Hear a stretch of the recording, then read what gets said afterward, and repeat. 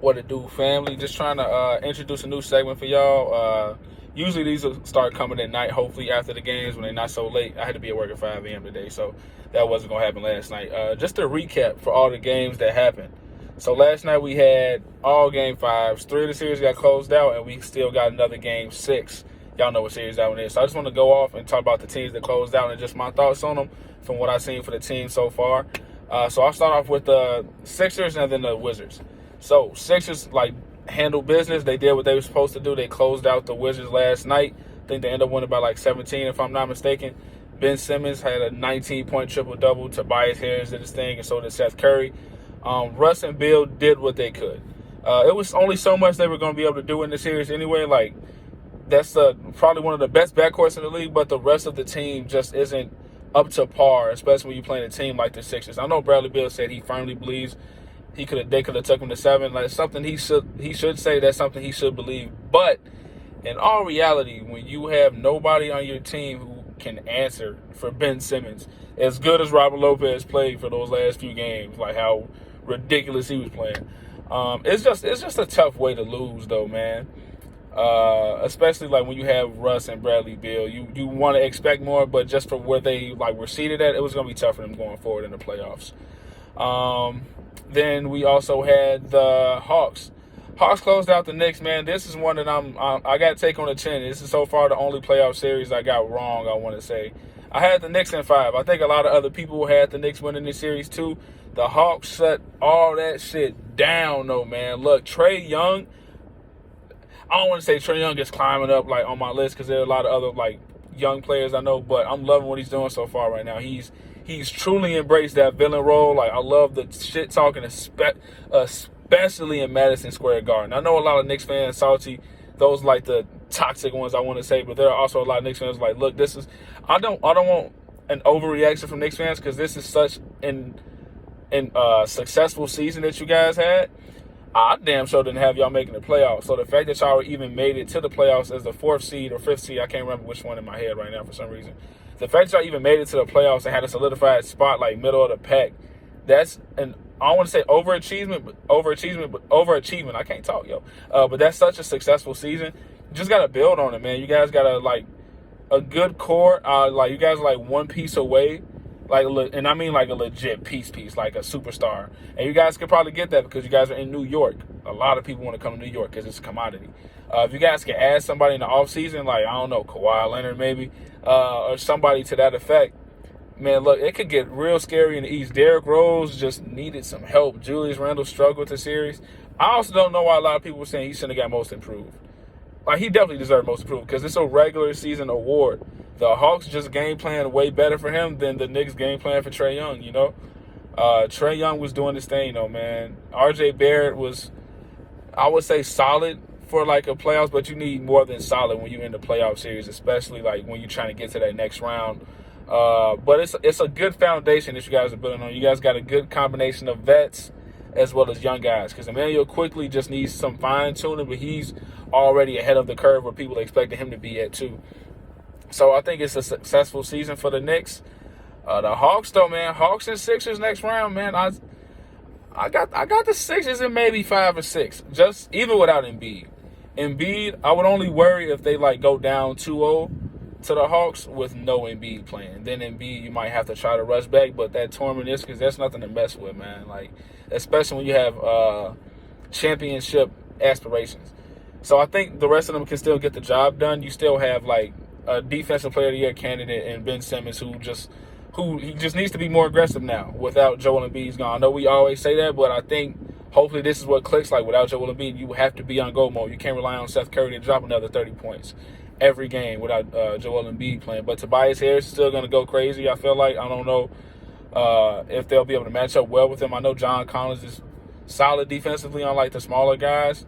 Clint Capella is going to have his he might have his way in the paint just because off the help side that they're going to give off Trae Young, but it's going to be an interesting series to see for that one. But the Sixers need to just stomp them out, right? How Giannis said before, they didn't play with their food with the Heat. They need to do the exact same thing, what the Sixers need to do for the Hawks. That shouldn't go past 6 games. The Hawks are a lot better, I thought, right now for the first time for a lot of the young guys being in the playoffs.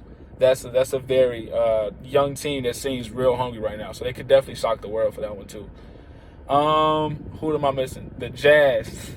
Jazz closed out the Grizzlies. This one I was right about. I said Jazz in 5.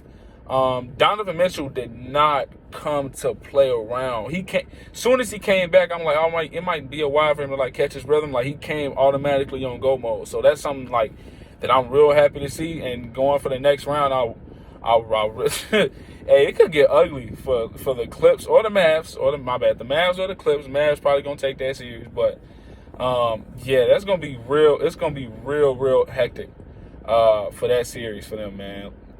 Shout out Ja Morant. Ja is hooping. Ja hooped that entire series. I think he averaged 30 and 8, something like that. Just fearless, man. Like that little push floater. It's having that already in your bag, like this early at this stage. The game is going to open up for him just so much more. I love how he kept trying Rudy Gobert. I wanted him to catch Rudy on one of them dunks so bad. He tried him at least 5 times throughout the series. And that's something that you like to see from young guys. I just want him to be more careful landing because I'm still scared. It was stuff that, like, we used to see from, like, D Rose, those kind of landings. Just the one-leg landings, you want to see, like, that cleaned up a little bit. But the rest of the guys, Dylan Brooks shut me the fuck up. Shout out Dylan Brooks. I definitely said, I don't know if you can rely on him going 30, like averaging 30 for a whole series after that first game. He didn't average 30, I'm sure. But the fact that he was on go mode, he was attacking the whole, like, series. He was having a lot of great games where he kept them in the game. And was just like making it tough for the Jazz in general, like whether it be Joe Ingles he's guarding or Donovan Mitchell or like whoever he was on, he made it tough. And whoever's guarding him, he made it tough too. Yeah, the Grizzlies might be here to stay, man. The Grizzlies, I can't see them falling out next year out the West. I don't know. I really hope it's not them though, man. I really hope. I think they're here. I think they're gonna be around for a while, especially when you got the young guys just going crazy like that.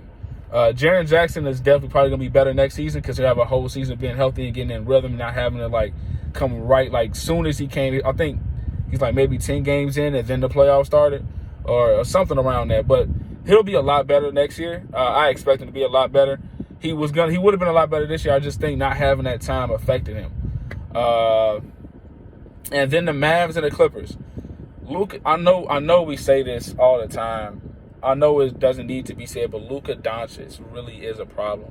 I'm just curious to see how he plays the next opponent. I don't want the Clippers to lose, but I'm accepting the inevitable because I really don't want them to lose because Paul George is my man's. But Paul George came to hoop a little bit last night. Kawhi just was tripping a little bit the whole game, but the fact that they're still winning games without Porzingis, like, seriously contributing, like, that's something that needs to be addressed. In the offseason, I guess. But right now, look, man, like, I don't know, man. Luka Doncic is a problem. I'm just curious to see if he can keep that up or who he plays in the next round.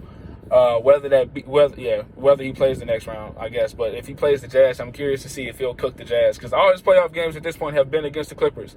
And he's been, like, all-time greatness type performances that he's been putting up. He already has, I think, like, more 40-point games than a lot of other players, like, that are solidified, like, superstars like AD, the Kyries of the world, things of that sort. So, game 6 tonight for the Lakers and the Suns. I don't know if the Lakers coming out of this one, man. I don't want them to. I'll let that be known right now. But you can never, ever, ever, ever, ever, ever, ever, ever, ever, ever, ever, ever count out LeBron James. LeBron James also does have to come out to play basketball tonight. Like, I mean, like, Game 1, 2018 finals. Like, he has to be of that effect because Chris Paul is on the other team. Devin Booker has that confidence. He's playing with that swag. DeAndre Ayton has been, I think, in my opinion, the most important player for the Suns so far. He's definitely not their best player, but the fact that he has, so far this series, for the majority of the series, been the best big man on the floor for both teams, that's something that's, like, phenomenal, especially for a player only in his 3rd year. Yeah, man. Like, I really hope the Suns pull it out tonight. I hope Dame can force a Game 7 because y'all know Dame, my man's too, you feel me? But, yeah, man, I'm riding with Dame them tonight, and hopefully the Suns can pull it out too, man. Let me know what y'all think, though. Who y'all got for the next round, the Nets and the Bucks. Ooh, Nets in 6. Nets in 6. That's just too much offense. Unless the rest of the Bucks, besides Giannis is gonna eat regardless. Giannis is gonna eat. The rest of the Bucks have to come out to hoop though, like they just hooped against the Heat. They absolutely have to. No, like the rest of the team has to come to play. That's just too much firepower coming from the Nets, man. They just averaged, I think, 85. Like just the trio, just like Harden, Kyrie, and KD, all just averaged 85. Like what the fuck? There's no answer for that. There's almost no answer for that. So you have to like, they're defensively they can like try to keep themselves in the game, but at the end of the day, it's just too much firepower on the other end. Like Chris Middleton has to come out to play. Joel Embiid, I'm tweaking. Drew Holiday has to come out. Giannis has to have his foot on the gas the entire game, and I want to see that chess match between like him and KD, him and James Harden. I so much want to see that. I want this to be like a 7-game series. But in all reality, I think the Nets pull that out in 6, man. Let me know what y'all think, though. As always, like, share, subscribe.